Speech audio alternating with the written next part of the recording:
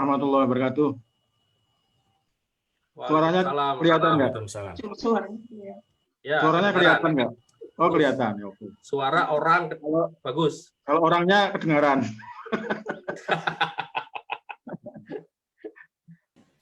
Baik, alhamdulillah. Wassalatu wassalamu ala Rasulillah wa ala alihi wa mawala ma ba'du. Saya tadi sedikit bisa bergabung ketika Mbak Alisa berbicara, dan menurut saya itu salah satu hal yang menjadi warisan dari Kiai Wahid Hasyim, dan itu saya kira penting untuk kita semua. Dan saya ingin sedikit mungkin juga mengulangi atau menambah, tidak tahu nanti karena dari tengah-tengah. Gini, kalau ini setiap masa itu ada tokohnya ya. Nah, NU itu zaman-zaman akhir dari masa penjajahan Belanda kira-kira tahun 30-an itu memang kebanjiran tokoh ya. Banyak sekali tokoh NU yang muncul di masa-masa akhir itu. Dan salah satu tokoh yang dengan kesempatan dan kemampuan dan kapasitas itu bisa menyelesaikan satu tahap masa transisi bangsa ini yang sangat penting. Nah, kita ketahui ini sebelumnya, kita harus ketahui bahwa bangsa ini selalu menghadapi masa transisi. Transisi pertama itu transisi ketika dari masa penjajahan Belanda itu menuju ke kemerdekaan. Dan itu diselesaikan dengan cantik oleh Kiai Wahid Hasyim. Meskipun beliau tidak sendiri pasti ya, karena waktu itu Hadratus Syekh masih ada, juga para masyayikh seperti Kiai Wahab, seperti Kiai Masyko dan yang lain-lain itu masih ada, tapi sebagai salah satu figur pemeran di dalam masa transisi itu, Kiai Wahid Hasyim memang menunjukkan kapasitas yang luar biasa dan mampu menyelesaikan masa transisi itu dengan baik. Pertama, saya kira tadi sudah disinggung Mbak Alisa berkaitan dengan transisi dari era ketika bangsa ini belum menemukan jati dirinya. Apakah ini akan menjadi kerajaan-kerajaan baru setelah masa transisi di masa penjajahan itu, atau menjadi negara bangsa? Itu masa yang sangat sulit gitu. Dan tidak semua tokoh bisa menyelesaikan itu. Dan karena nggak ada angan-angan yang, tidak ada angan-angan kolektif yang ada ya ketika itu. Gimana sih membuat satu bangsa yang baru? Yang ada itu angan-angan kolektif lama, kerajaan, khilafah dan selanjutnya. Tapi sebagai masyarakat baru yang pluralistik, yang begitu banyak ragamnya, itu kan nggak pernah ada. Semuanya kalau yang direferensi di Islam itu kerajaan, khilafah itu monolitik semua. Semuanya serba seragam, semua serba satu. Nah, tapi ini Indonesia yang faktanya adalah beragam, dan itu sesuatu yang baru di dalam bangsa Indonesia ini. Nah, tapi itu bisa diselesaikan oleh Kiai Wahid Hasyim ya, dan gerbongnya Nahdlatul Ulama. Karena di sisi yang lain banyak kelompok-kelompok Islam yang gagal di situ. Ini contohnya seperti Kartosuwiryo ya. Itu gagal karena masih cita-citanya itu cita-cita lama, kolektif memorinya itu kolektif lama. Masyumi sampai sekarang pun masih belum bisa selesai ya. Dan kelompok-kelompok baru yang muncul ini juga malah nambah problem baru. Lu udah selesai kok jadi jadi malah ditambah-tambahin lagi itu kan. Nah, tapi itu satu poin yang saya kira menjadi titik balik yang luar biasa, tidak hanya di dalam sisi politiknya, ya, tapi dari sisi hasanah pemikiran keislaman itu juga menjadi titik balik. Dan sampai sekarang belum terumuskan dengan baik ya, karena kitab-kitab fikihnya itu masih kitab-kitab fikih lama, dan itu tantangan intelektual muda NU itu harus disusun dengan baik itu, karena itu fikih baru itu, fikih kebangsaan, fikih berbangsa, fikih politik, fikih siasah yang baru. Oke, tapi dari sisi itu Kiai Wahid Hasyim memerankan peran yang cukup krusial, cukup penting, dan beliau berhasil melewati masa-masa sulit itu, ya, masa-masa transisi itu.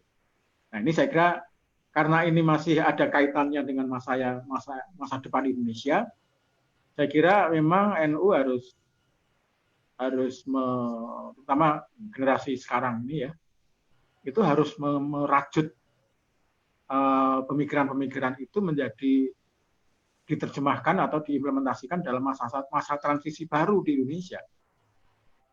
Masa transisi baru itu saya kira berbeda dengan masa transisi awal.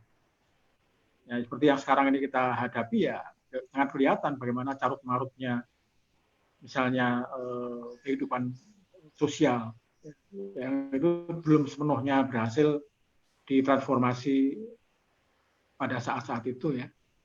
Karena landasan pluralisme itu tidak cukup, misalnya belum cukup untuk menjadikan Indonesia ini sebagai negara modern yang berbasis pada sosial kultur yang berbeda. Jadi makanya lalu tema solidaritas itu penting. Jadi gimana membuat solidaritas bangsa ini menjadi utuh gitu ya, menjadi menyatu.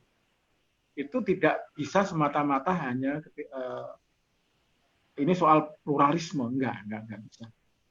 Itu harus ada jalinan lain yang tentu saja masih harus kita eksplorasi ya, sehingga Indonesia itu menjadi ini cita-cita barunya, transisi baru ke depannya itu Indonesia itu menjadi negara maju ya, dari sisi politik maupun ekonomi ya, dari segi teknologi dan seterusnya, dan ini menjadi masa penting di saat-saat ini, karena kalau enggak itu kita menjadi negara gagal.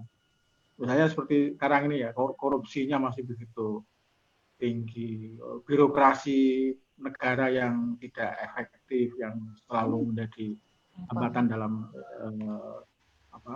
pengambilan keputusan yang sebetulnya baik tapi dihambat oleh birokrasi. Kemudian soal ekonomi, transformasi ekonominya yang masih berdebat antara ekonomi dual ekonomi sistem yang dari dulu belum selesai, sekarang ini ditambahi lagi ekonomi syariah yang seperti itu yang malah bikin ruwet itu.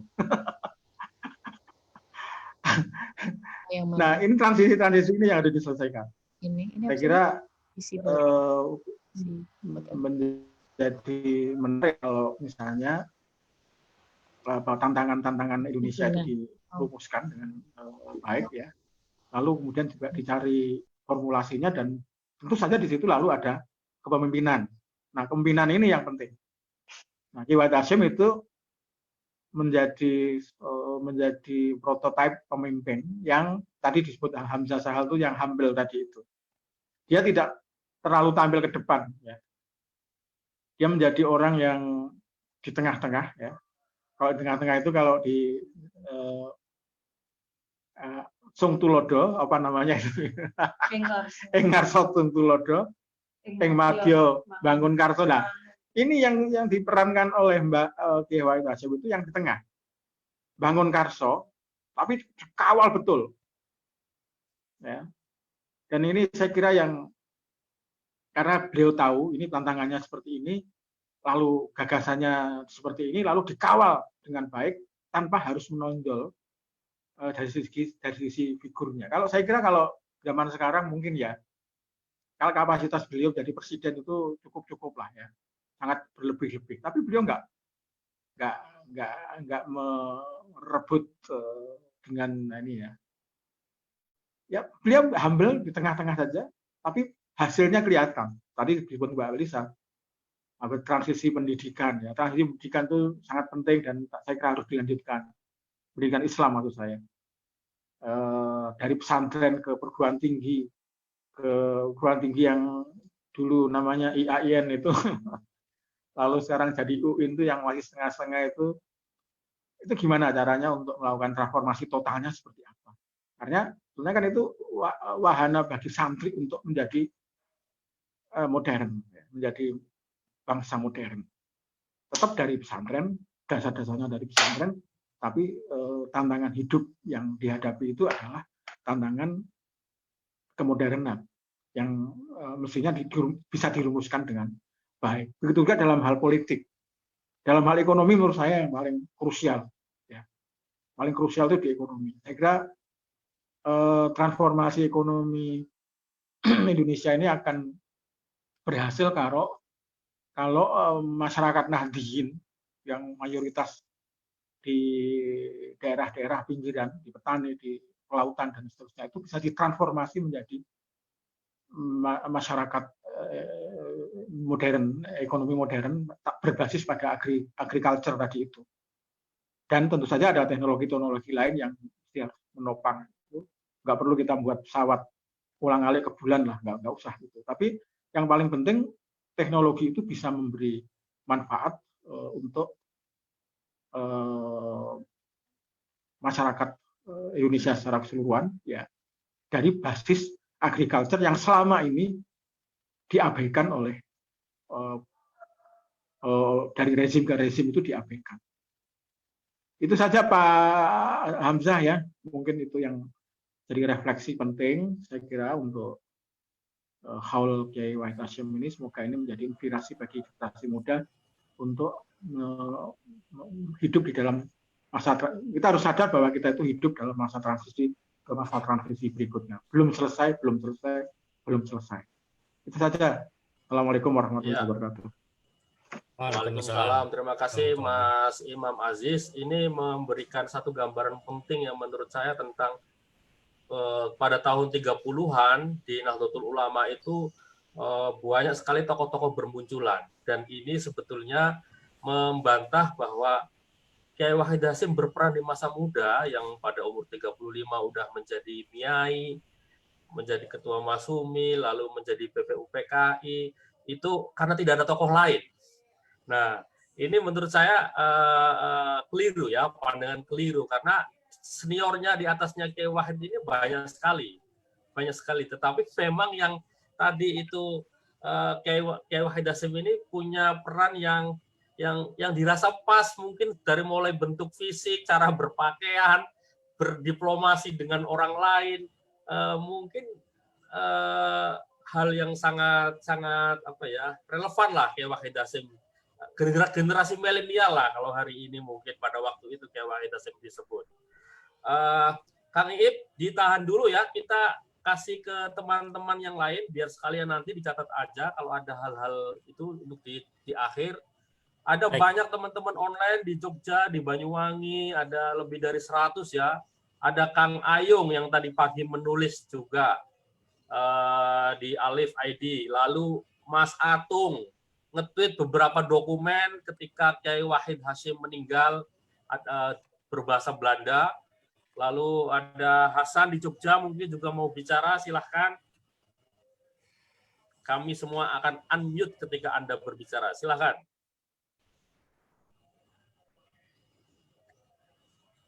Ada yang berbicara? Kalau tidak ada, Kang Iip dulu mungkin beberapa poin yang tadi sempat terjadi, silakan. Baik, makasih. Saya sengaja ini pakai latar belakang Chevrolet Bel Air 1953 4 pintu. Ini untuk menjawab kegelisahan Hamzah Sahal nanti ke depan, bagaimana kalau Kiai Wahid Hasyim ini difilmkan. Ini kan mobil ini harus ada ini, harus ketemu. Nah, dalam penjelasan yang ada sebelumnya, ini saya juga semalam berdiskusi dengan Gus Nade ya, dengan Profesor Nade Sahusen. Dalam informasi sebelumnya dikatakan bahwa Kiai Wahid dan Pak Argo Sucipto itu terlempar ya dari mobil itu. Nah, tapi kalau melihat kejadian akhirnya, mobil itu kan tidak penyok ya, tidak rusak gitu. Sehingga tidak ada benturan sebetulnya. Jadi bagaimana bisa terlempar? Jadi mobil itu hanya oleng, kemudian, nah ini ternyata ada di berita berbahasa Belanda, mungkin refleks ya, karena perjalanan dari Jakarta sampai Cimahi itu sudah ada yang di berita bahasa Belanda itu jam 11.30, tapi Pak Ahsin menyebutnya jam 1 siang, jadi udah ngantuk jelas ya, ngantuk, lelah, baik sopir maupun penumpang. Nah ketika oleng gitu, kaget gitu, mungkin ya secara refleks itu lompat gitu. Nah kalau di berita berbahasa Belanda itu memang lompat. Cuma, nah ini yang saya belum bisa mengkonfirmasi ke media berbahasa Indonesia, misalnya Pikiran Rakyat, pada tahun 53 itu sudah ada, Mas Imam sudah terbit, walaupun manajemennya beda dengan yang sekarang. Nanti kalau sudah reda ini COVID-19, saya akan bandingkan bagaimana media lokal memberitakan kejadian itu. Nah, concern saya memang di situ, Mas Hamzah, bagaimana nanti kalau Kiai Wahid ini difilmkan supaya detailnya dapat. Tadi pesan-pesannya yang yang disampaikan Mbak Alisa, Mas Imam tuh bisa muncul nanti di film dan bisa detail gitu. Saya pikir dengan teknologi yang sekarang anak-anak Endus juga bisa lah sedetail Hollywood gitu ya, dengan tidak perlu minder dan tidak perlu takut gitu. Itu saja Mas Hamzah. Terima kasih. Silahkan ke yang lain.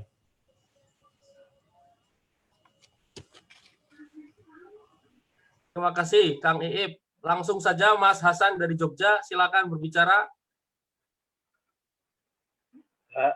Assalamualaikum warahmatullahi wabarakatuh. Waalaikumsalam. Jangan lama-lama ya. Ya, sebentar saja. Yang terhormat Mbak Lisa, Mas Imam, Kiai Imam, dan Kang Iip. Nah, saya pernah baca cukup detail lah tentang Kiai Wahid ini. Terkait kajian saya, yakni pasca kolonial. Dan salah satu sumber.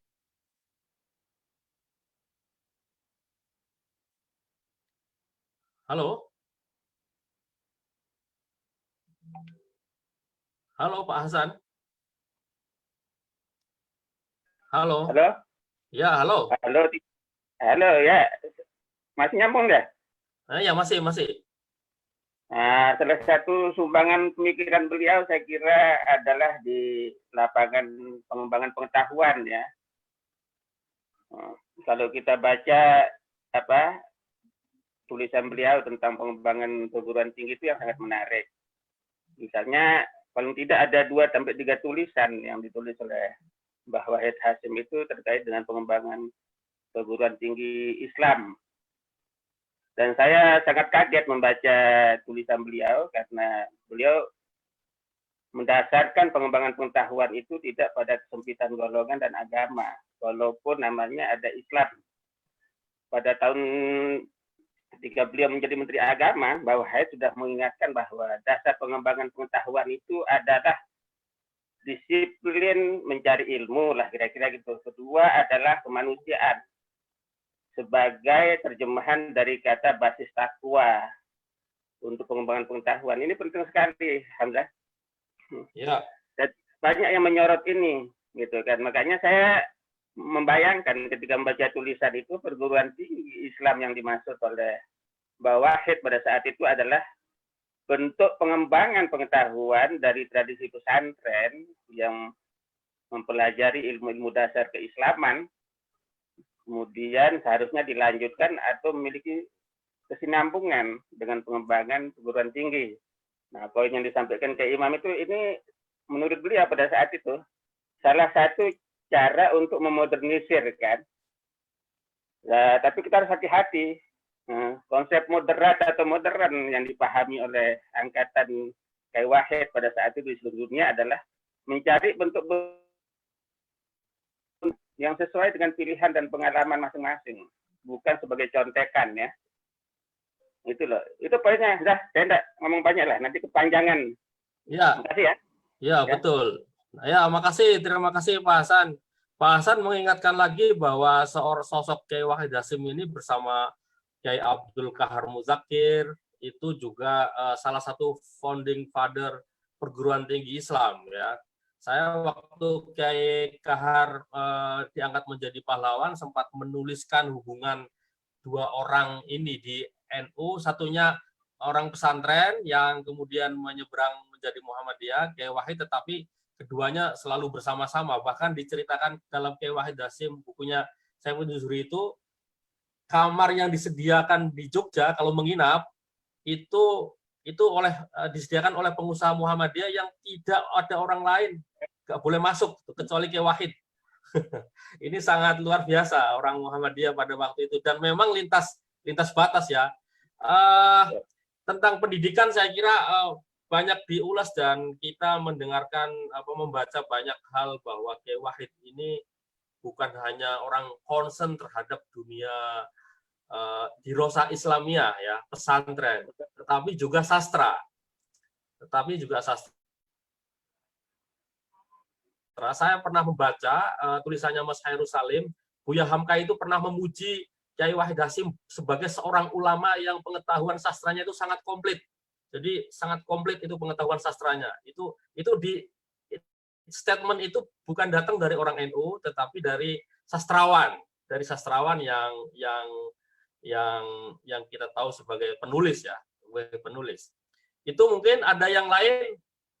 Saya lihat juga ada Mas Adrian, sejarawan yang sedang kuliah di Belanda, orang les bumi. Adrian Perkasa, aslinya Jember apa Surabaya. Halo. Halo, Assalamualaikum Mas. Waalaikumsalam. Oh, Mas Ayung dari Banyuwangi, silakan. Halo Mas. Ya. Adrian Mas. Oh, Adrian, silakan Mas Adrian. Di Tulungagung Mas, saya Mas. Oh iya, Tulungagung. Ini saya perkenalkan Mas Adrian Perkasa ini ahli arkeologi. Sedang kuliah di Leiden University baru tahun kemarin. Silakan. Ya, mau tanya juga sebenarnya Mas. Ini yang terhormat Mbak Lisa, Mas Iib, ini kawan baru kenal juga, dan semua narasumber yang hadir, Pak Imam Aziz juga. Saya tertarik tadi ingin menanyakan lebih lanjut soal sosok Yai Wahid ini, khususnya dan kontribusinya bagi pengembangan perguruan tinggi Islam di Indonesia. Yang saya ketahui, irisan saya kemudian ketika bertemu dengan sosok beliau ini adalah ketika saya melihat sosok-sosok seperti Profesor Hussein Jadiningrat, Profesor Priyana yang juga lulusan Leiden itu terlibat juga dalam pendirian dan pengembangan Sekolah Tinggi Islam Indonesia pertama itu di masa akhir pendudukan Jepang. Nah, jadi cocok sekali kalau memang Yai Wahid Hasyim sendiri punya punya konsen yang melebihi seperti apakah sains dan Islam, dan kemudian seperti apakah perguruan tinggi Islam harus dikembangkan. Yang ingin saya tanyakan ke para pembicara, mungkin ada nggak referensi-referensi khususnya yang bisa dibaca lagi terkait bagaimana sih keterlibatan mereka, kemudian kolaborasi mereka sampai masa akhir Kiai Hasyim sendiri itu di Indonesia. Karena Priyana sendiri, Profesor Priyana menjadi Menteri Pendidikan Kebudayaan, Menteri Pendidikan Pengajaran dan Kebudayaan di zaman demokrasi terpimpin. Jadi teman-temannya sendiri juga banyak yang kemudian menjadi menteri juga, sedangkan Hussein Jadiningrat kemudian menjadi Menteri Pendidikan Kebudayaan tapi mewakili negara federal. Nah, ini kan menarik gitu ya melihat bagaimana sosok-sosok itu berkolaborasi. Terima kasih. Terima kasih Mas Adrian Perkasa dari Leiden ini langsung. Ada yang lain? Ada yang lain? Siapa yang mau berbicara? Mas Atung dari Jakarta Timur. Ada Mas siapa lagi? Silakan. Ayung nih, Ayung Notonegoro, silakan. Mas Ayung. Mas Ayung. Ya, ini menarik sekali. Ada siapa yang mau bicara?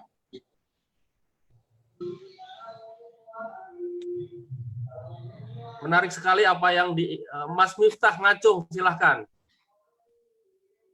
Mas Miftah dari mana ini? Miftah, banyak sekali nama Miftah.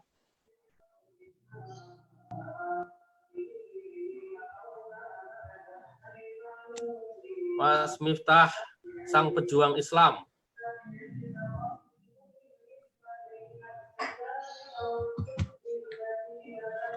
Ini soal pendidikan memang ini ya menjadi hal yang krusial saya kira ke depan, apalagi NU dipandang sedang giat-giatnya mendirikan perguruan tinggi di mana-mana dan ya silakan. Assalamualaikum warahmatullahi wabarakatuh. Waalaikumsalam warahmatullahi wabarakatuh. Perkenalkan diri.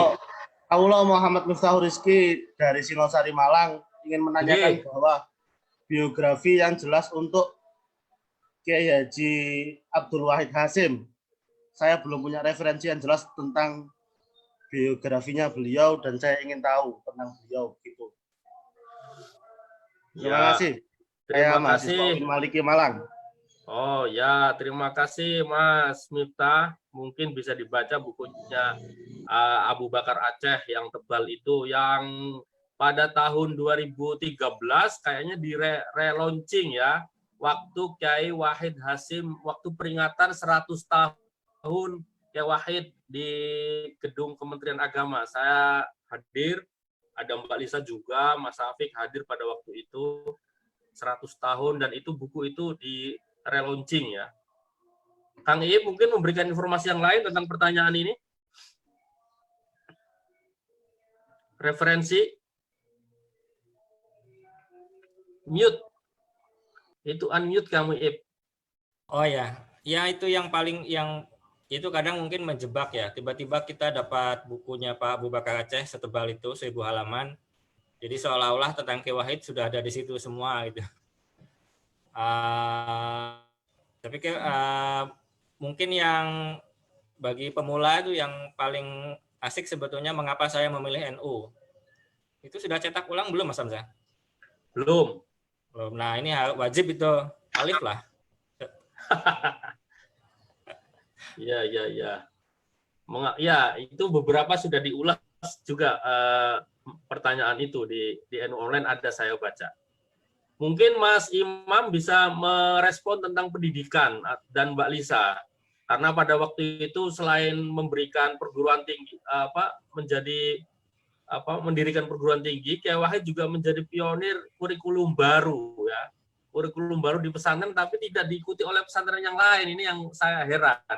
Pelajaran matematik, pelajaran bahasa Belanda ya hanya ada di Tebuireng, di Peterongan, di Tambak Beras nggak ada. Di mana itu menjelaskannya?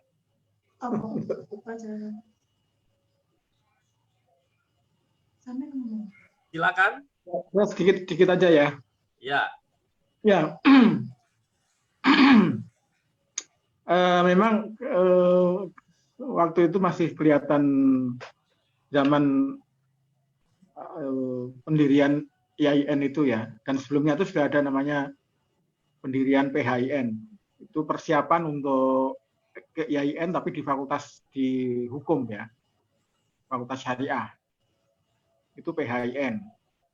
Nah, ini memang agak dilematis ketika itu. Kelihatannya Kiai Wahid, ini asumsi aja ya, masih melihat bahwa jarak antara modernitas yang ada di universitas ketika itu, seperti ITB, seperti UI gitu ya, dengan pesantren yang ada ketika itu masih jauh sekali gitu. Nah sehingga mau nggak mau harus buat stasiun baru lah yang ya meskipun nggak serasional atau semodern universitas seperti ITB dan UI, tapi paling nggak santri-santri itu udah tahu kota lah gitu. Lalu dibuat IAIN itu gitu. Meskipun ketika itu kemudian saya lihat masih banyak referensinya ke Al-Azhar ya. Jadi pencanggihan ilmu-ilmu pesantren itu masih di level ortodoksi maksud saya. Jadi belum keluar ke situ, belum keluar menjadi sesuatu yang lebih integral gitu ya. Karena gini kan, kalau misalnya nanti bisa diperdebatkan sebetulnya. Kalau dasarnya epistemologinya itu Islam, itu kan mestinya nggak bisa dipisahkan antara ilmu agama dan ilmu umum, karena di dalam Al-Quran itu antara ilmu agama ilmu umum itu sebenarnya kan campur aduk di situ. Jadi bisa sebetulnya dari Al-Quran itu juga muncul ilmu-ilmu yang bisa dieksplorasi menjadi ilmu-ilmu modern yang seperti ilmu pengetahuan alam, ilmu matematika, macam-macam itu, dan zaman itu kan sudah pernah terjadi. Tapi oke lah, ini oleh karena itu ini masa transisi itu harus dilanjutkan. Nanti oleh karena itu seperti Universitas NU, UNU itu juga split lagi nanti gitu. Jadi karena patronnya di universitas, kalau di Kementerian Pendidikan, maka itu juga lepas dari ilmu-ilmu agama yang sebetulnya integral tadi itu. Nah, ini saya kira harus dipikirkan betul-betul ya, supaya transformasi menjadi manusia modern ala Indonesia, ala pesantren, ala NU itu betul-betul selesai juga nantinya. Itu aja Pak Hamzah. Oh, kalau untuk referensi itu ada dulu pernah ada namanya Latiful Khuluq. Itu pernah menulis tentang Kiai Wahid Hasyim. Kalau nggak salah dia di Leiden juga itu katanya. Oke, ya. Mas Hamzah. Ya, terima kasih untuk referensi. Saya kira mungkin ada bukunya Ago ya, yang berbentuk sastra novel dan lain-lain. Mungkin saya kira ada beberapa fragmen-fragmen kecil di websitenya Pesantren Tebu Ireng tentang Kiai Wahid Hasyim yang beberapa juga tidak saya baca di bukunya Abu Bakar Aceh. Mas Hasan, Mas siapa namanya, Hasyim dari Bogor mau berbicara, silahkan. Nabila juga.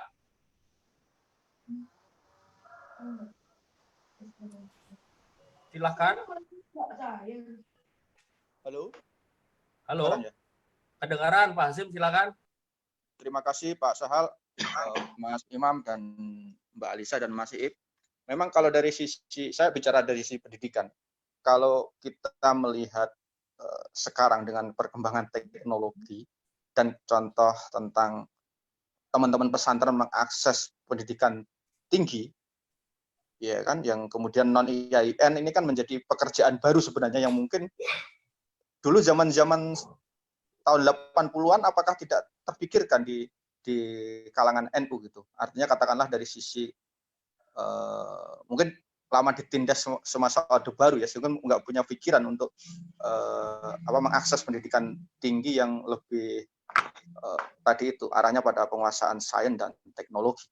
Baru terpikirkan kan akhir-akhir ini misalnya dari sisi Kementerian Agama itu baru ngasih beasiswa para santri untuk sekolah di Gajah Mada, ITB untuk bidang-bidang sains, kedokteran, ya baru berapa? 10 tahun terakhir ini. Artinya kalau dari sisi, saya melihatnya dari sisi kebijakan karena itu di bawah Kementerian Agama yang didirikan oleh Kiai Wahid Hasyim. Artinya ada jeda waktu yang sangat panjang sekali untuk mewujudkan itu menjadi satu lompatan besar dalam konteks ilmu. Kalau dalam konteks konsumsi teknologi kita sudah maju, tapi dalam konteks produsen sebagai produsen ilmu pengetahuan dan produsen sains dalam konteks NU, saya kira mungkin itu juga perlu kita pikirkan ke depan. Saya bandingkan dengan kelompok-kelompok Islam yang lain, katakanlah misalnya PKS, setahu saya ya kan, saya jadi jurnalis banyak sekali berinteraksi dengan teman-teman PKS itu yang mereka di masa represi dulu, mereka masih underground itu, mereka pendidikan sainsnya luar biasa. Dan sekarang banyak mungkin kayak kasusnya Nurul Fikri, ya kan, yang menjadi bimbel yang kemudian itu menghantarkan kaum sebenarnya mereka kaum Islam yang literalis gitu, tapi menggunakan fasilitas negara, beasiswa dari government, termasuk programnya dulu Habibie zaman menteri itu.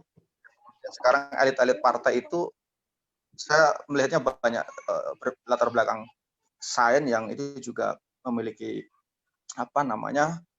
pengaruh besar mengarahkan perkembangan sains di Indonesia. Sayangnya bedanya kan pemahaman agamanya lebih konservatif dibanding NU. Saya membayangkan kalau ada di kalangan NU kemudian apa yang dicetuskan oleh Kiai Hasyim tentang katakanlah pendidikan umum itu yang kemudian digenapi dengan Islam yang lebih inklusif, dan saya kira jauh lebih dahsyat gitu kan. Kalau guyonan kita kan sekarang aja bahasa Inggris masih menjadi masalah yang besar di kalangan NU kan gitu kan. Untuk yang bisa ikut berkompetisi memperebutkan sumber daya negara yang terbatas ini untuk kemajuan di masyarakat kita. Itu sih dari saya. Ya, ada satu lagi mungkin sebelum nanti kita mungkin jam 6 kurang seperempat atau maksimal jam 6 kita tutup. Ahmad Nur Hasyim ini editor science di The Conversation. Saya nambahkan dikit Pak Sahal ya. Ya.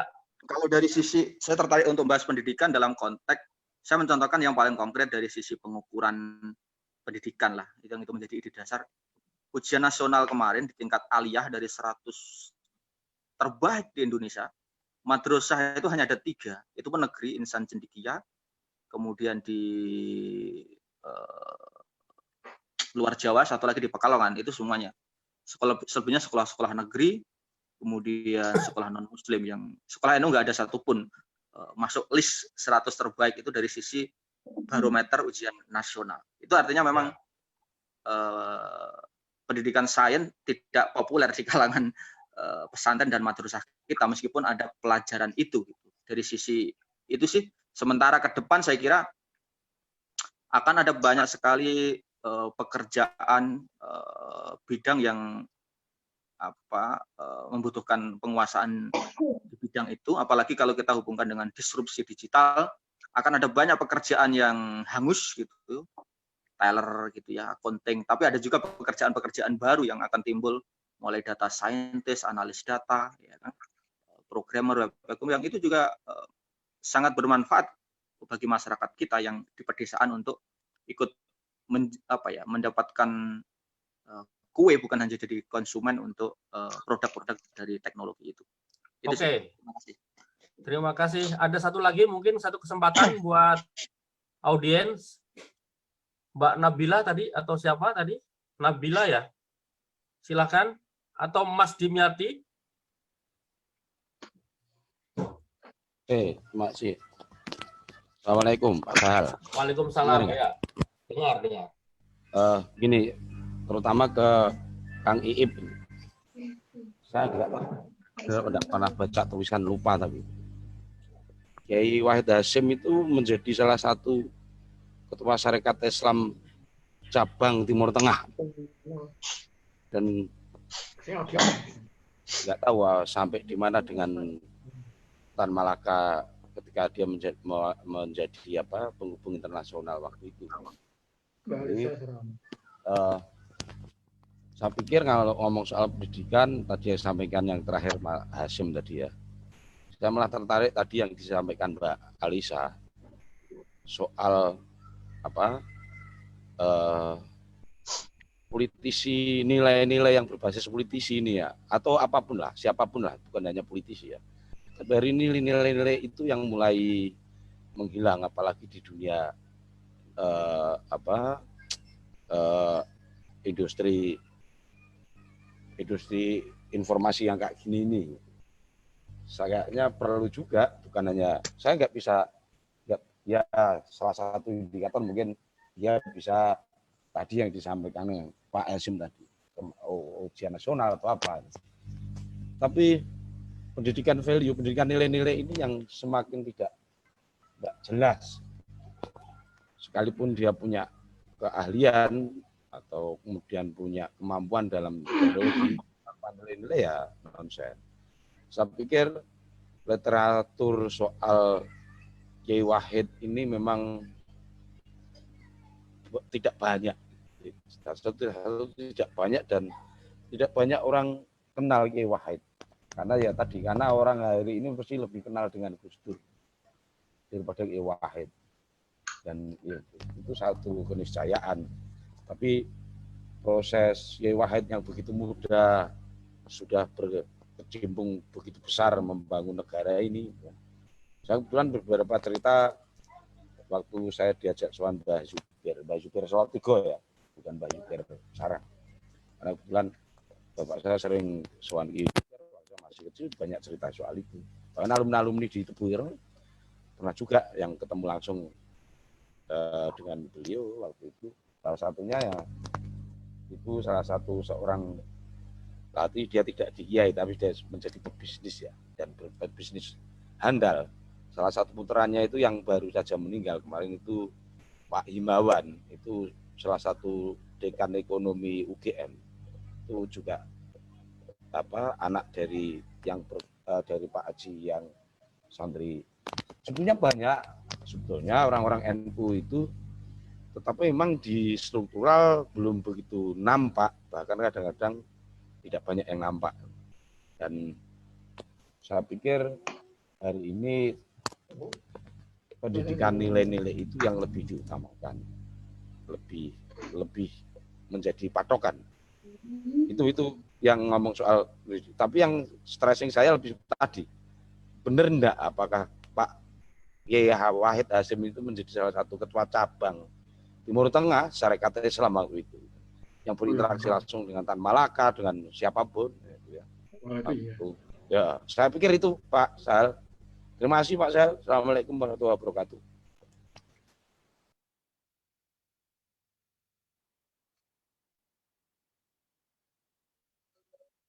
Mas Iib atau yang lain mau jawab. Tapi yang menarik ya ada dua. Ya, silakan Mas Iib. Baik, yang ketua SI cabang Mekah itu Kiai Wahab ya. Itu tahun 21. Kalau saat Kiai Wahid Hasyim mulai aktif itu sudah jadi PSII, jadi itu saya pikir beda zaman ya. Kalau yang pernah ketua SI cabang Mekah setahu saya itu Kiai Wahab Hasbullah. Nah, kemudian saya ingin menambahkan sedikit Mas Hamzah, kebetulan di sini ada Mbak Alisa dengan Kang Haji Dadang Nawawi, itu putranya Kiai Izzuddin, pengasuh pesantren Ciberem Kidul yang pada waktu tahun 53 itu membawa Gus Dur ke pondok. Ya, karena Kiai Wahid dan Agus Sucipto diperiksa, kami ingin mengadakan haul, jadi bahkan ingin setiap tanggal 19 itu ada haul di Bandung lah, untuk memperingati haulnya Kiai Wahid Hasyim. Namun karena kondisi ini, insya Allah baru akan kita laksanakan tahun depan. Mudah-mudahan saja tidak ada halangan. Nah, jadi kami ini di Bandung dan di Jawa Barat hanya Kiai Wahid, karena beliau ini wafat di Cimahi dalam perjalanannya ke Sumedang. Nah, selama ini kita tidak pernah tahu ke Sumedang itu mau apa gitu. Nah, informasi yang saya dapat ini dari sekarang kebetulan ini informannya ini ketua PCNU Sumedang. Dulu ayahnya yang sekarang ini ketua PCNU Sumedang namanya Pak Idad Istiqdad. Dulu ayahnya namanya Kiai Ahmad Falah, itu beliaulah yang mengundang dulu ke Kiai Wahid ke Sumedang untuk halah NU yang agak terlambat sebetulnya karena sudah bulan April ya. Nah, jadi Kiai Falah ini datang ke PBNU 2 hari 2 malam. Katanya dulu itu susah mandi di PBNU dulu, tahun 50 itu. Saya pikir tahun 2000-an juga masih susah mandi di PBNU itu. Jadi tahun 53 itu beliau 2 hari 2 malam di PBNU nggak mandi, udah kucal gitu. Kiai Wahidnya ini masih dinas di Palembang. Rupanya beliau Sabtu Minggu untuk NU, Senin Jumat untuk Kementerian Agama. Jadi memang Mas Imam sekarang ya. Ya Gus Dur juga kemudian begitu kan, tidak pernah di rumah jadinya. Nah, karena melihat Ahmad Falah ini kucal gitu, terus dibawa, ayo ikut ke rumah, katanya. Ikut ke rumah, terus suruh mandi, kasih baju yang sakunya banyak itu, terus pulang, ya mungkin disangoni lah ya, saya tahu. Pulang, nah ya itu ternyata ada sentuhan-sentuhan. Tapi kenapa Ki Wahid kok setuju untuk datang ke Sumedang? Karena si Ahmad Falah ini ternyata saksi sejarah, Mas Hamzah. Dia ini panitia Muktama tahun 32 di Bandung, ketika dia santrinya Kiai Dimyati Sukamiskin. Lalu ketika dia pesantren tahun 38 di Menes, ya dia otomatis jadi panitia juga gitu. Karena dia menjadi santri di Menes. Nah, sebelum itu tahun 34 dia santri Cipasung. Nah, karena dia ini satu-satunya santri yang punya sepeda, karena bapaknya kaya di Sumedang, dialah yang kemudian memanggilkan itu, bahasa Sundanya Pak Haji ya, yang membantu melahirkan anak itu. Nah, dia panggilkan, dia boncengkan, dibawa ke Cipasung, dan lahirlah Ki Ilyas Suryat tanggal 31 Januari tahun 34 itu. Begitu Mas Hamzah, terima kasih sekali atas kesempatan ini. Wallahul muwaffiq ila aqwamit thoriq. Wassalamualaikum warahmatullahi wabarakatuh. Waalaikumsalam. Ada closing statement Mas Imam?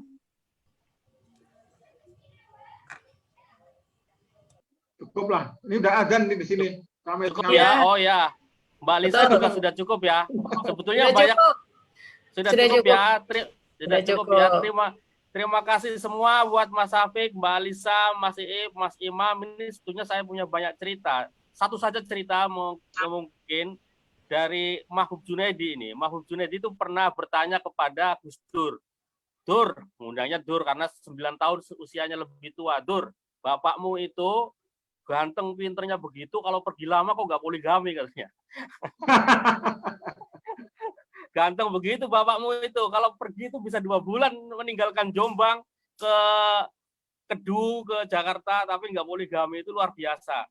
Nah, soal sains, soal kepemimpinan,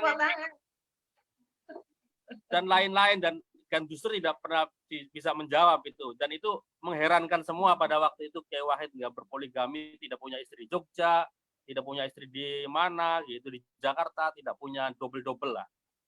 Terima ya, justru kasih. Justru heran lah Mas. Justru tidak mengherankan. Tidak mengherankan. Yang poligami itu kan yang masa sekarang, yang masa mampu, gitu. Gitu ya, gitu. Tapi Mbak Hasim poligami, Mbak. Iya, tapi kan beda ya ininya juga, poligaminya nggak langsung loh Mas. Ya. Mungkin tidak enak sama mertuanya kayak Bisri Sansuri ya, yang tidak poligami kan. Kayak Bisri kan tidak poligami meskipun mendirikan pesantren perempuan. Iya, beda Ibu Sambung ya, iya. Iya. Nyai Sambung. Sambung. Terima kasih semuanya sekali lagi, sehat semua. Kita akhiri dengan bacaan hamdalah. Alhamdulillahirabbil alamin. Terima kasih. Sampai jumpa.